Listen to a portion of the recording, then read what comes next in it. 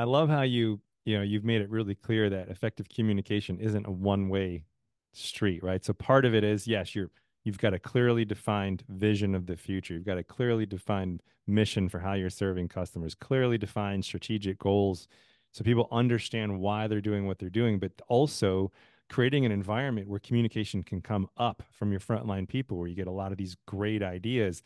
I think that segues perfectly into the next idea you wanted to share, which is empowerment and trust. How are you empowering people to uh, to do the work that's going to bring out great results for both the customer and for the company, and trusting them to do it. So, can you, I think this is one where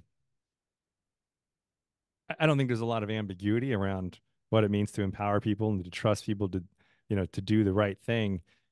Can you maybe talk about like some of the things you've done to build a culture where empowerment is so prevalent and where trust is high?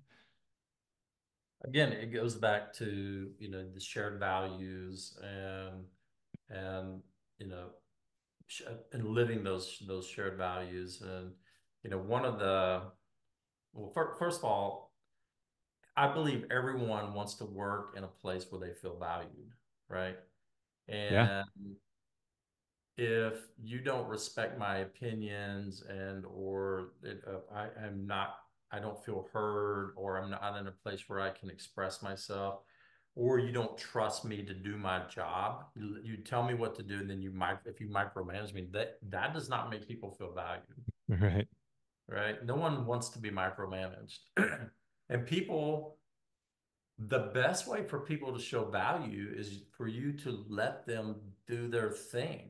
Let them show their value, right? And then you can acknowledge that, and they can learn from it. And if they don't do a great job, you learn from that as well, right? If you expect everyone to deliver on excellence every single time, you're an idiot, because it's impossible. It's impossible. You have to Right. let people make mistakes. And if someone makes too many mistakes, maybe they're not in the right job, or you haven't given them the right, tools. But for the most part, people want to do a good job, and they want to bring value every day. No, very few people, if they're in a culture and an environment where they can add value, want to sit back on their hands and do nothing. People love being valuable. And so whether you express the gratitude and just verbally, or there's pay associated with it, those things are okay. But people really just want to feel valued. People want to feel like they're being appreciated for what they do, and that they can contribute and they can make a difference. And they can't. It's impossible for them to, if you do not empower them and trust them. And so that's why empowerment and trust is so important. And you know, I give my direct reports a tremendous amount of autonomy to make decisions. I will coach them, typically through asking them questions, and sometimes I will even see them maybe heading down the wrong path. And sometimes you just got to let them, maybe you can ask them a few questions, but sometimes you got to let them just get to the end of that path and see it's a dead end, because they're going to have to go down this other path eventually, right? Right. And What you're better like, way to learn, huh? yeah, I've been there and done that so many times. I know that's not going to work, but I'm going to let you figure it. You'll remember it if you hit a dead end. If I tell you, you're not going to remember it. So, and I've worked with, a lot of the people that I work with for a very long time.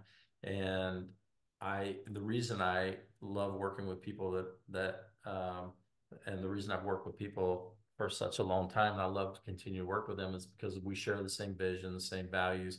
We've learned some of the same lessons together, and we know we're not going to repeat, some of the same mistakes that we've made. And so, but I can tell you that, if you cultivate a culture where people trust each other, we talk about it all the time.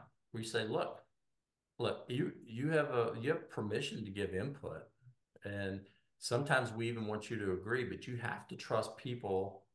Your team members are going to do their job, and they have to trust that you're going to do your job. Mm. And so if they didn't wouldn't have done it the way you would have done it, it may be okay because sometimes there's more than one right way to do it, and it may not be your way, but you're still going to get the same result. And at the end of the day, do you want everybody second guessing all of your decisions as well? And so Mm, so you create this environment where, look, I'm going to trust that you do your job. But one of our values is accountability. The biggest accountability we have in our company is self-accountability. People don't want to let their team members down. And mm, if you create a culture where people are like, hey, wait, they empowered me, they trust me to do this, and all my team members are going to leave me alone, they're going to expect me to do my part. I cannot let them down. mm. That is by far the strongest accountability you can put into an organization. I love it.